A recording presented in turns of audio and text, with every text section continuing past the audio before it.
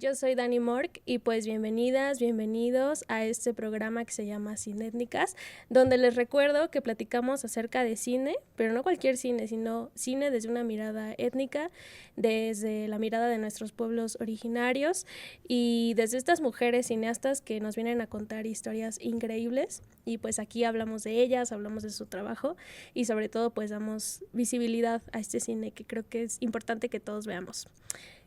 Bueno, el día de hoy tenemos un programa lindo, especial, porque vamos a hablar justamente de ¿cómo decirlo? Una característica, ¿no? Muy específica, que es la lengua originaria en el cine mexicano. Vamos a ver, pues, primeramente qué es la lengua, qué es el lenguaje, ¿no? Cuál es la diferencia, qué se ha visto en el cine mexicano, ¿no? Históricamente, qué ha pasado, ¿no? Porque si han visto mis demás programas y espero que los hayan visto, y si no, dense una vuelta, pónganle pausa a este y váyanse a ver los demás.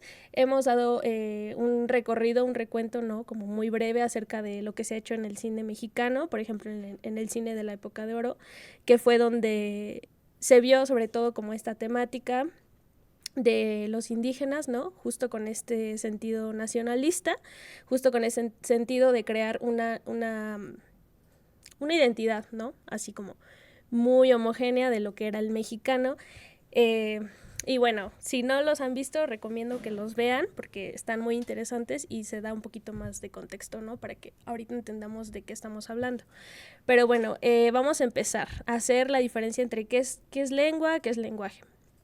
La lengua es un sistema de comunicación que se basa principalmente en el habla, y el lenguaje vendría a ser como otras formas que no precisamente se basan en la lengua, por ejemplo en las señas, en los símbolos. Se me ocurre el ejemplo del lenguaje de, ¿cómo le llaman al no verbal, ¿no? Que, no sé, con el cuerpo, con los gestos comunicamos cosas también, y no precisamente tiene que ser pues lenguaje hablado, ¿no? Entonces, bueno, esa es la diferencia principal entre lengua y lenguaje para entender de qué vamos a hablar hoy. Vamos a hablar de dos categorías que yo quiero como priorizar. Uno es la lengua materna y las lenguas originarias. La lengua materna se refiere a la primera lengua que hablamos, la lengua o las lenguas con las que crecimos, con las que fuimos criados, ¿no? El primer contacto que tuvimos con la lengua.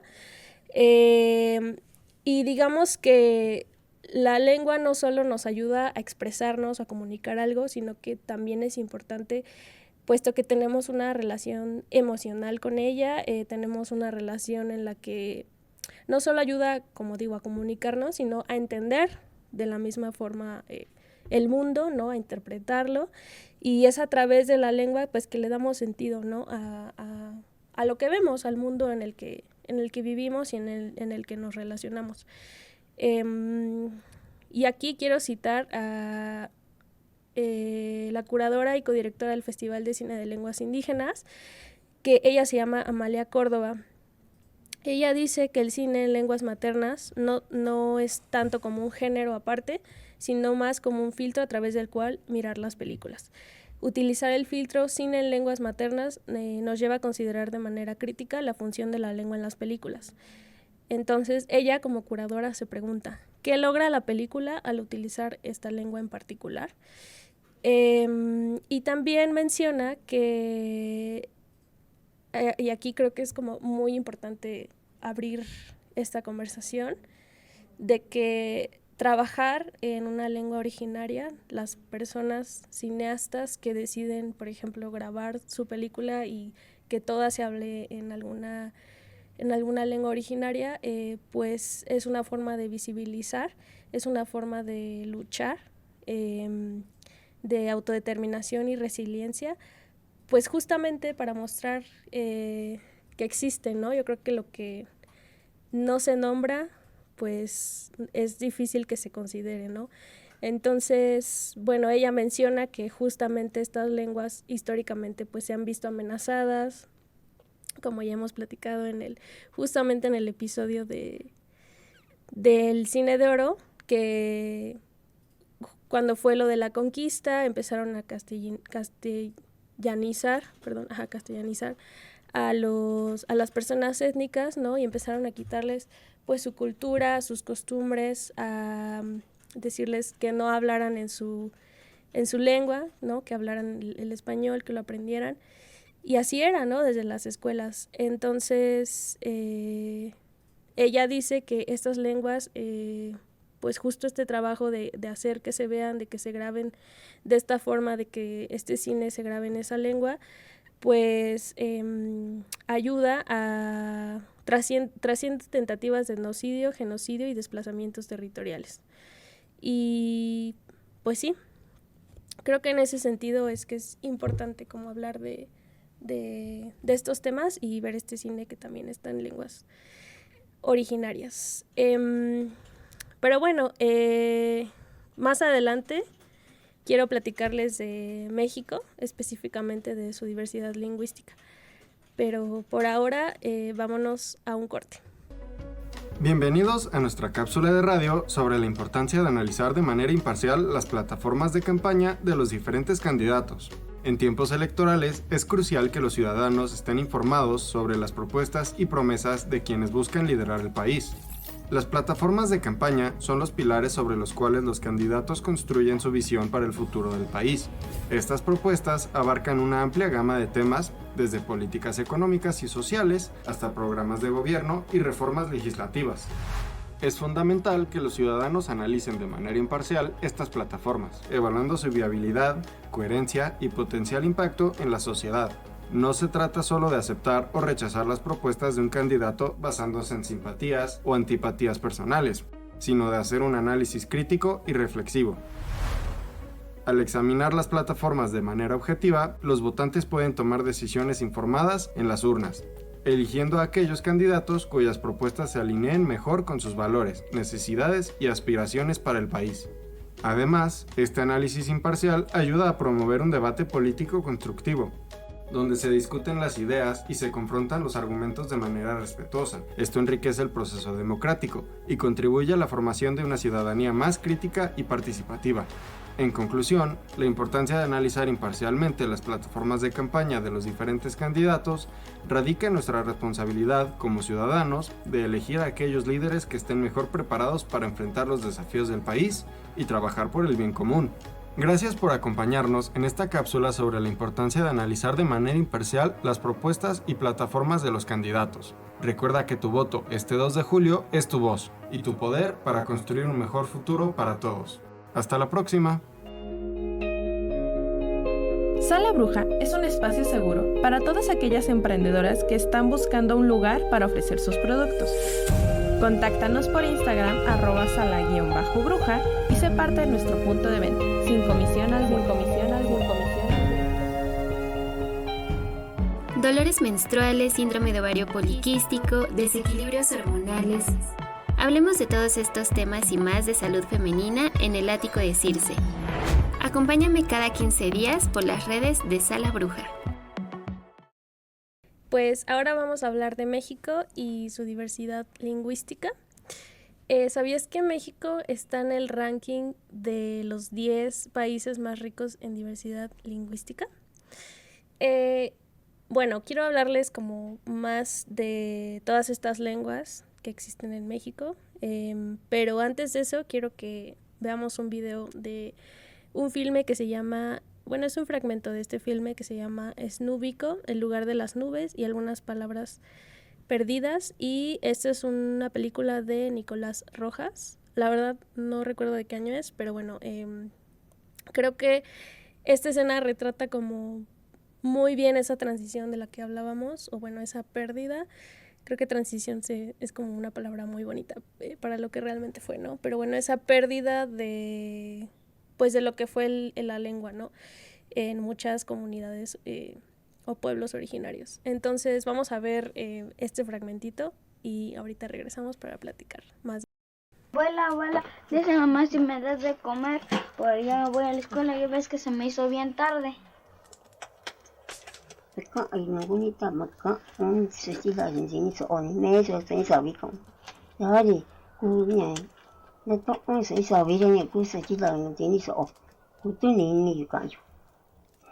是为忙呢，只讲咩事，我谁手一讲。Machano macoño nene, nindo veche sabe en la calle. ¿Quién empezó? Shina me unita, shina me tugu, daninda no es gonda, No. Quiero la verdad y hablen en español.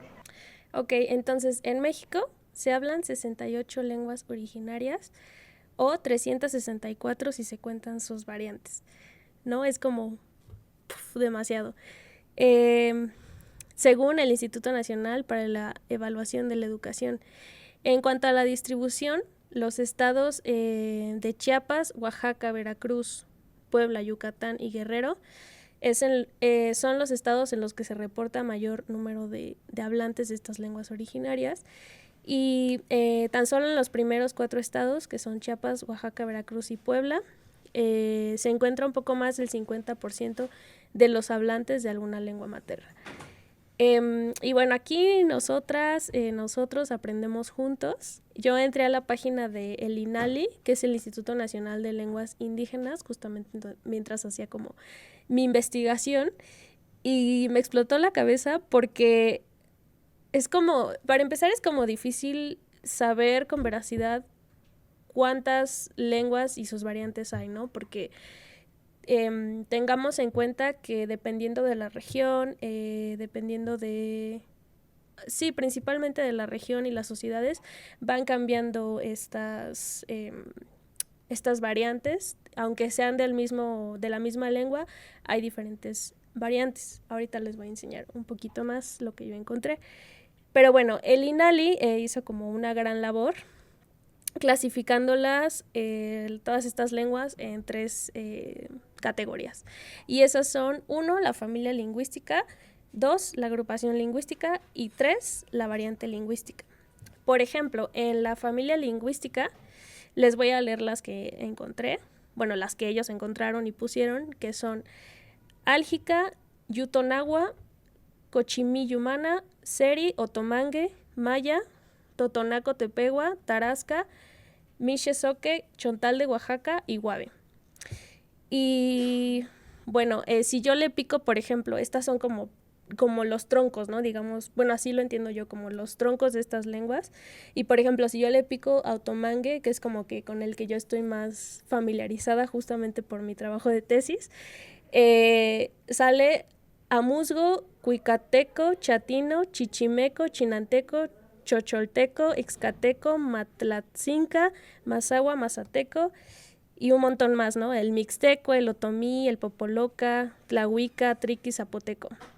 O sea, todos esos están dentro del tronco lingüístico que sería el otomangue, ¿no? Y así, si me voy con cada uno, pues van saliendo un montón más. Miren, no sé si se logre ver, pero les quiero enseñar la página. Ahorita que me diga la operadora si se ve.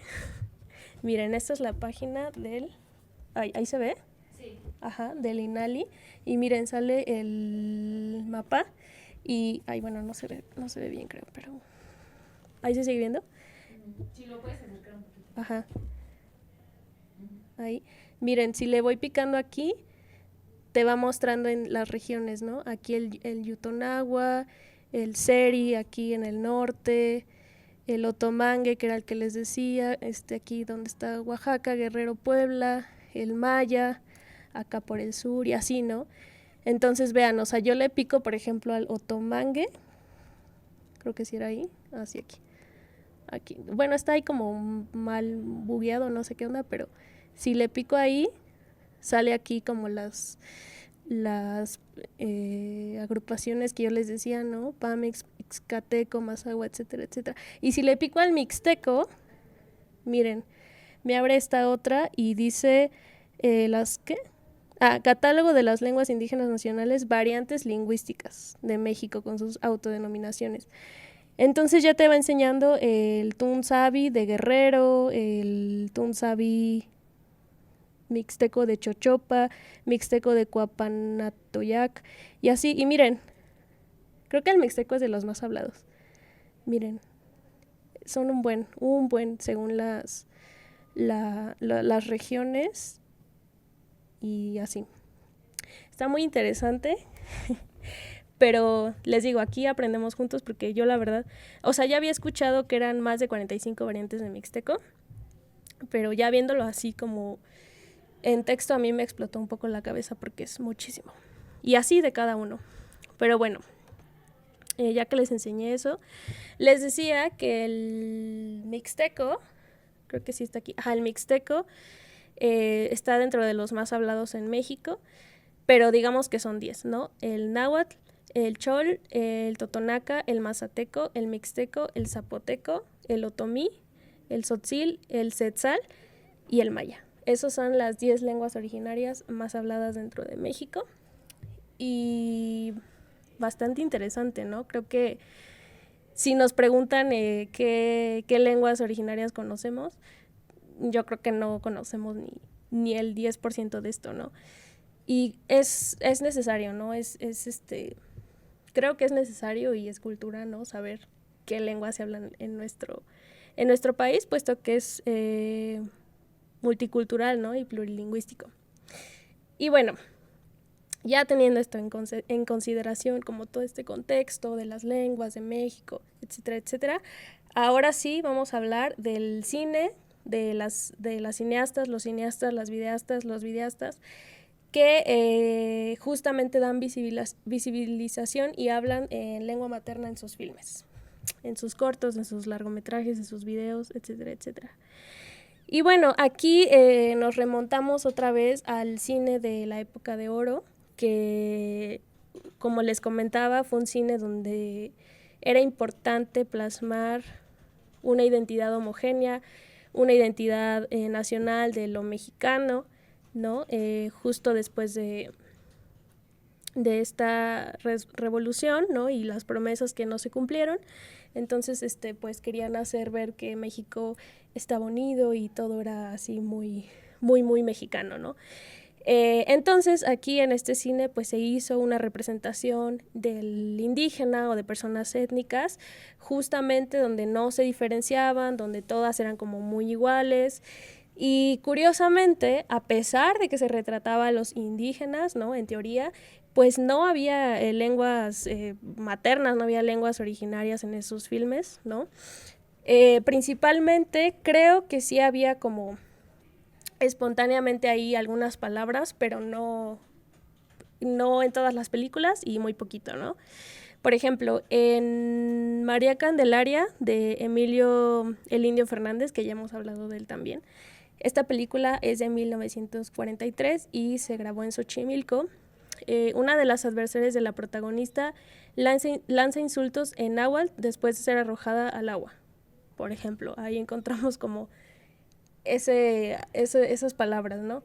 Luego en Tizoc de Ismael Rodríguez de 1957, que esta se grabó en Oaxaca, se expone la diversidad cultural de la región, la cual se hace presente mediante trajes típicos y la exhibición de varios grupos étnicos y sus lenguas. En esta sale María Félix como María Eugenia y Carlos Orellana como Don Pancho. Entonces hay una escena donde Carlos Orellana, que es Don Pancho, le está mostrando como los diferentes trajes típicos, ¿no? Y dice, y también están estos dialectos, ¿no? Que no se dicen dialectos, son lenguas. Y le está mostrando entonces a María Félix o María Eugenia, su papel, todo esto, ¿no? Que existe en Oaxaca. Y bueno, le muestra, les digo, esos trajes tradicionales, por ejemplo, de la tehuana, la chinanteca, la yalalteca, la zapoteca y la mixteca. Y bueno, aquí también pues habla algunas palabras en este idioma, que no me acuerdo cuál es justo el que se muestra aquí, pero bueno, digamos que hay como estas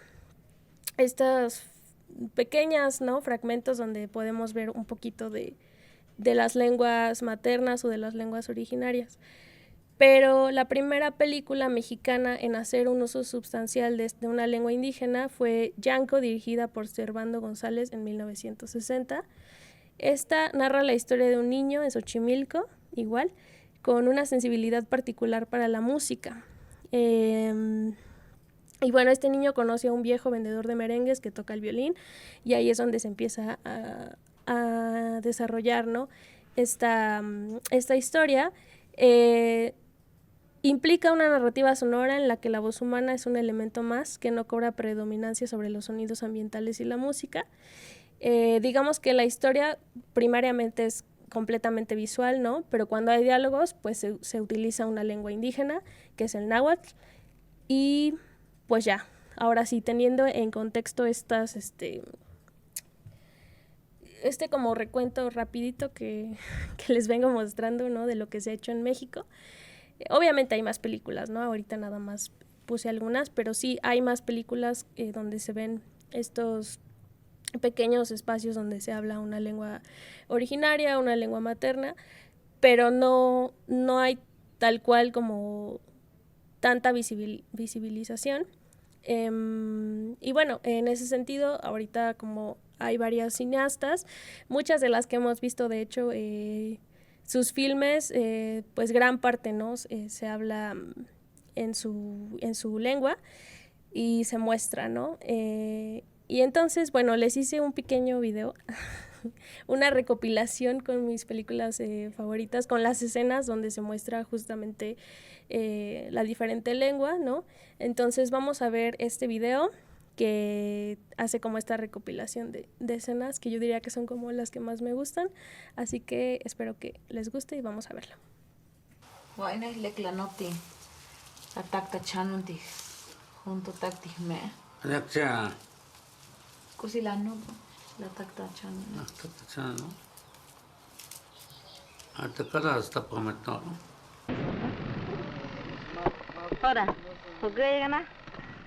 Sonana no primero gana shuti shemnya. No. Dot ya sonam sana no veste shemandel. No. Para matar un back to con nenta kichwa. Ajá. De la tarde. Deja akan di ma de na ka de leo no tindo ka hito de ni ve de hina de. Puchina to ni dio ni ya que den ya de. Chegi tok suni takul. Katsun shakta ahita. Kena si guapil. Chichigua que mamuyolo chichichilia. Amano kia guala mupa chipawak. Niga no snipato te. Medini no coco. Ama kiano ni chiwa. Snipia tomi. Agna estaca ulis. Yo no que tomi. ¿Cómo ven? Les digo, estas son como mis favoritas. Vemos a Ángeles Cruz, vemos a Itandewi Jansen. No, creo que Itandewi no la metí porque no encontré la escena, pero Itandewi Jansen también es de la que visibiliza el mixteco, Ángeles Cruz, el mixteco, ¿no? Teniendo en cuenta estas variantes de las que hablábamos, porque son de zonas diferentes. ¿Quién más metí? A María Sohop, que también ya platicamos de ella con su filme de Tote Abuelo, y algunos otros, ¿no? Entonces, sí, pues digamos que el trabajo de estos cineastas, pues es importante justamente para recalcar, ¿no? Que existen, que están, nombrar estas lenguas y como mencionaba hace rato, pues es un trabajo de autodeterminación, es un trabajo de lucha, ¿no? Desde esa trinchera para... Pues sí, para seguir luchando contra esta discriminación o contra esta marginación, ¿no? Que se les ha hecho a los grupos étnicos de México. Y bueno, diciendo esto y ya dando esta conclusión, llegamos al final de este capítulo. Espero que se la hayan pasado bien, espero que hayan aprendido algo conmigo, que juntos vayamos como descubriendo estas cosas de México, de las cineastas, de los grupos étnicos, que a mí me parece muy importante hablar de eso y poner estos temas sobre la mesa. Muchas gracias por haberme acompañado, espero que nos sigamos viendo y que sigas aquí sintonizando este programa de Radio Brujas. Nos vemos en el próximo episodio, te mando un beso y un abrazo enorme. Adiós. Y con esto llegamos al final de otro emocionante episodio de Cinétnicas. Desde Cinétnicas queremos expresar nuestro agradecimiento por tu apoyo continuo y tu interés en las historias de estas cineastas increíbles. Nos escuchamos en la próxima.